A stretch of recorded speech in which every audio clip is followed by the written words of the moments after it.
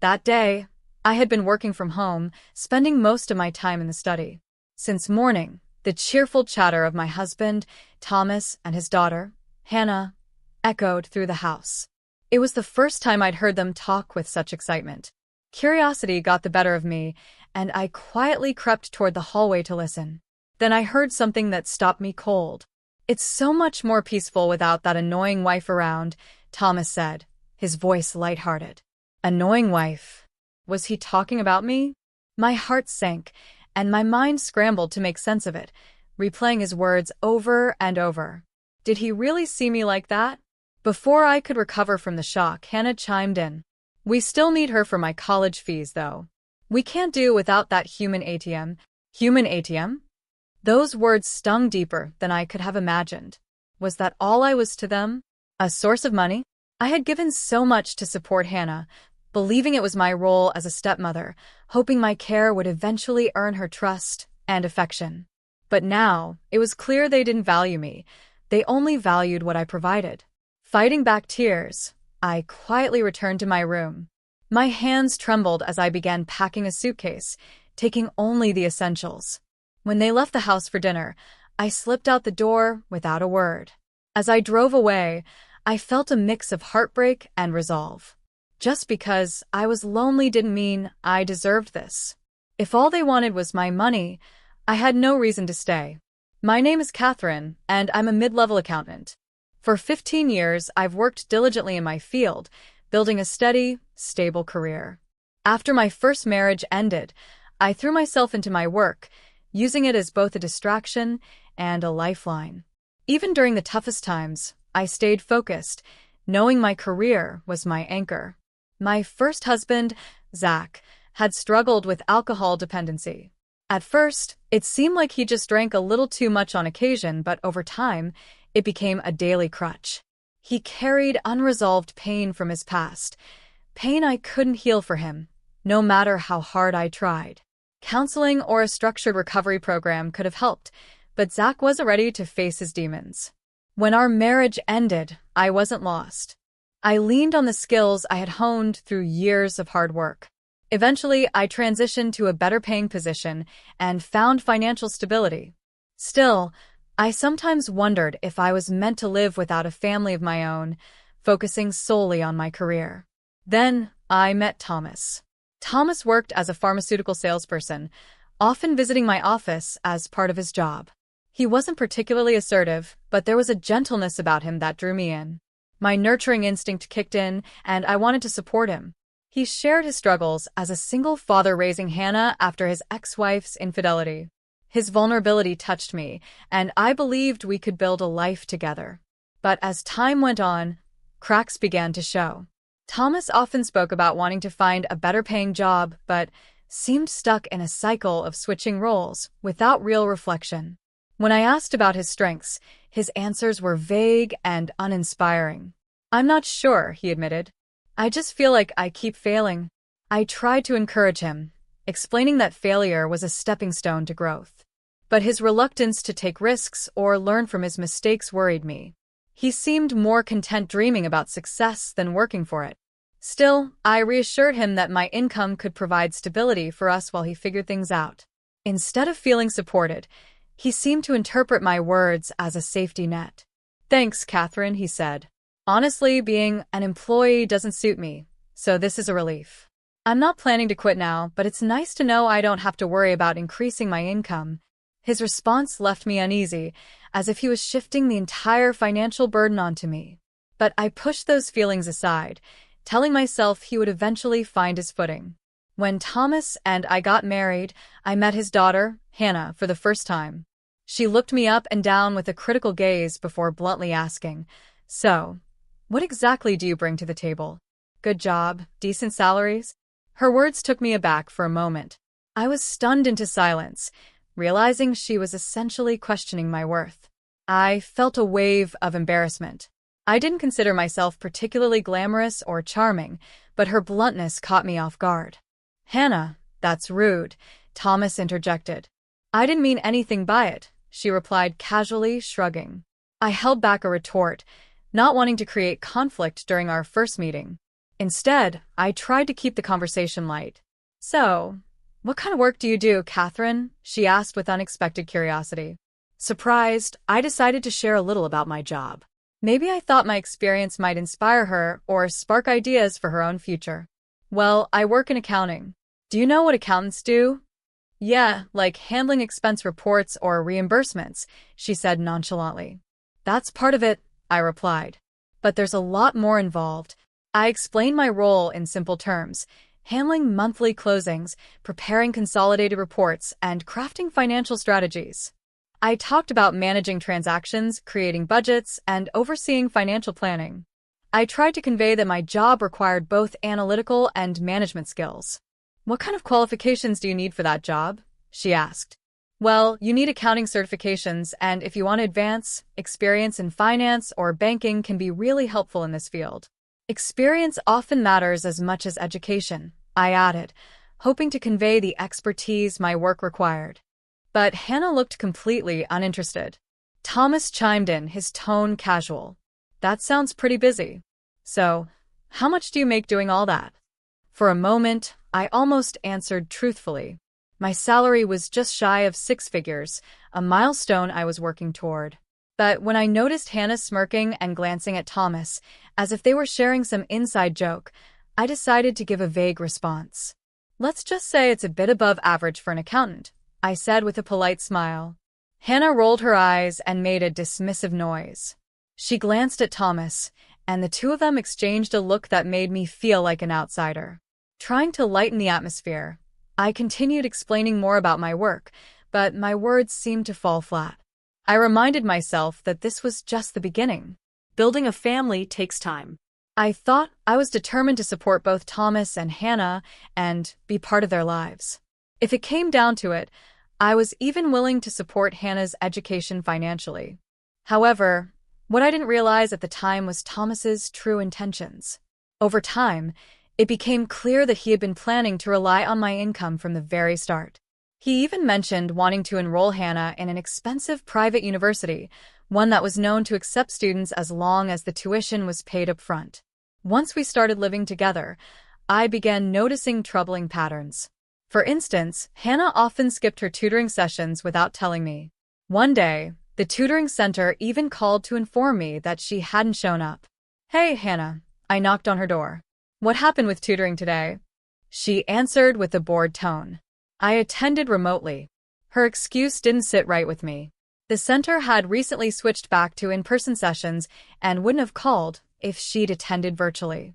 I started to worry about her commitment to her education. Did she really have the motivation for college, or was this just another way to take advantage of my support? Hannah, if you're struggling with any subjects, I can help you review if you'd like, I offered. Why would I need help? Hannah shot back, her tone sharp. I just thought maybe I could help, I said, trying to keep my voice calm. You might feel more comfortable asking me questions. She let out a heavy sigh, clearly irritated. Look, I don't need any of that. It's kind of weird that you're trying to act all motherly. Her words stung more than I expected. My offer wasn't meant to insult her, but it was clear she had taken it the wrong way. I instantly regretted saying anything. Perhaps she was already feeling frustrated about her studies, and my well-meaning comment had only added to her stress. I'm sorry, I said quickly. You're right. You should go at your own pace. I didn't mean to overstep, but deep down, I knew the issue was serious. Missing tutoring sessions, especially in a fast-paced college prep program, would only make things harder for her in the long run. Without a strong commitment, Hannah could easily fall behind. Later that evening, I decided to bring it up with Thomas. Thomas, can we talk about Hannah's studies for a minute? Sure, what's going on? He asked. Please don't scold her, I began, trying to tread carefully, but her tutoring center has called a few times. It seems she hasn't been attending regularly.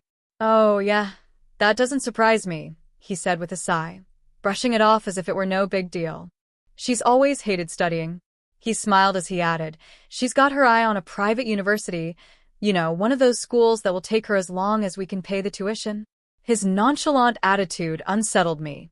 Perhaps Hannah lacked motivation because she believed everything would be taken care of for her. But as her stepmother, I didn't feel it was my place to point this out. Instead, I nodded and let the conversation drop. I returned to my room, preparing for an online meeting. My new schedule allowed me to work from home twice a week, giving me more opportunities to observe Thomas and Hannah's behaviors. Little by little, my earlier worries about their intentions began to resurface. I couldn't shake the feeling that they might be expecting me to foot the bill for Hannah's entire college tuition. While I had no problem supporting her dreams, I didn't want to be taken advantage of. As the days passed, I began noticing more troubling patterns. Thomas, for example, would often sleep in on weekdays or return home early in the afternoon. One morning, I walked into the living room and was surprised to see him there. "Oh, hey," I said. "You're here?" "Yes, it's my work-from-home day. Are you off today?" "Actually, I took the morning off," he replied casually. I was really tired from a late night of work yesterday, but as I stood there, I caught a faint whiff of alcohol in the air. It seemed more likely he had been out drinking than working late. I let it slide, but over time, I realized these mornings were becoming a pattern. Thomas often talked about how he never seemed to fit in at work.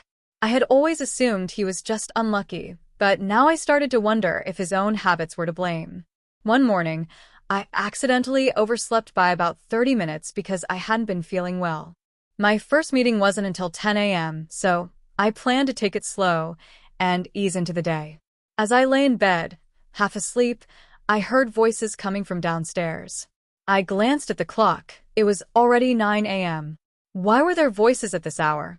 Thomas should have left for work, and Hannah should have been at school. Curious, I tiptoed down the stairs. "Dad, are you taking the day off again?" I heard Hannah ask. "Of course," Thomas replied, his voice relaxed. "I'm already using up my vacation days. Might as well use them before I quit." "Wait, are you really quitting?" Hannah's voice was filled with surprise. "I'll be technically between jobs," Thomas replied casually. "Not a slacker. Just, taking some time to think." I froze in place. Was he seriously planning to quit his job without telling me? "Well, I'm just a student," Hannah said, her tone casual. "So, I don't have to worry about jobs yet."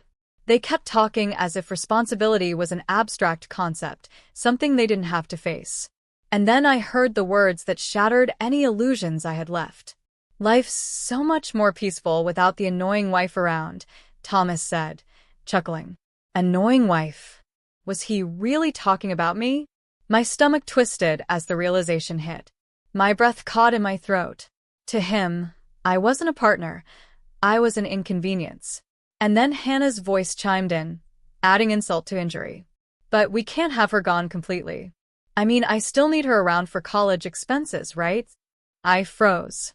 Did they truly think of me as nothing more than an ATM? A high school student saying that about me was beyond disrespectful. My head spun as I pieced together the truth. From the beginning, I'd been nothing more than financial support to them. Quietly, I stepped back upstairs, my heart racing. I didn't make a sound as I packed my largest suitcase with essentials. When I heard them leave for lunch, I seized the opportunity to escape. Enough was enough. Staying would only drain me emotionally and financially. I had given them countless chances, believing they would change, but they had taken my kindness for weakness. As I walked out of the house, I felt both a weight lifting and a pang of sadness. On my desk, I left the divorce papers. They would know I was serious. I rented a small but cozy apartment near my workplace. It wasn't luxurious, but it gave me the peace and privacy I desperately needed. Almost immediately, the calls began. Thomas left multiple messages, all of which I ignored. I knew he wasn't calling out of affection. He was desperate. A month passed without real contact, though his attempts only grew more frequent. Then, late one night, my phone started buzzing persistently. This time, it was Hannah. I could imagine the panic setting in now that their ATM was gone, but deep down, I felt no sympathy. Finally, around midnight, Thomas called again. Sighing, I picked up. I was ready to put an end to this once and for all. "It's late, Thomas. This is highly inappropriate," I said flatly. "Catherine, finally. Where are you?" His voice sounded panicked, but I knew better than to fall for it. That's not important. Just file the divorce papers, I said firmly. Divorce? Why? He asked. His faint confusion only fueled my frustration. You know exactly why, Thomas. You said enough. I'm done being disrespected. Look, we need to talk. Amelia is planning on attending open house events, and she really wants you there. I couldn't help but laugh bitterly. Oh, you mean for that expensive private college? The one where tuition costs a fortune. He hesitated. Well, yes, but it's important for her future. She needs to be prepared. Ethan, I interrupted, my voice firm. It's time you face reality. Supporting Amelia is your responsibility, not mine. His silence spoke volumes. This time, I wouldn't give in to emotional blackmail. Maybe it's time you found a stable job and stepped up, I said bluntly. Can't we just talk this out, he pleaded. I'm willing to try again. Really? No, Ethan. The way you and Amelia treated me, there's no going back from that. He fell silent again, seemingly out of arguments. I guess I never thought it would come to this, he finally muttered. That's because you took me for granted. Both of you did, I said, before hanging up. For the first time, I felt a strange sense of closure. I had said everything I needed to say. Over time, I stopped checking for their messages. There was no need to revisit the past. I focused on myself, enjoying the freedom and peace that came with moving on. Amelia eventually dropped out of her university plans and took a part-time job. From what I heard, she was struggling with the reality of independence, but at least she was learning. Ethan, on the other hand, drifted between jobs, occasionally reaching out for one last favor. I never responded. I had given them enough chances. It was time to live for myself. I even adopted a rescue cat, finding joy in the small, comforting moments of companionship. Slowly but surely, I rebuilt my life, one step at a time. And for the first time in years, I felt truly free.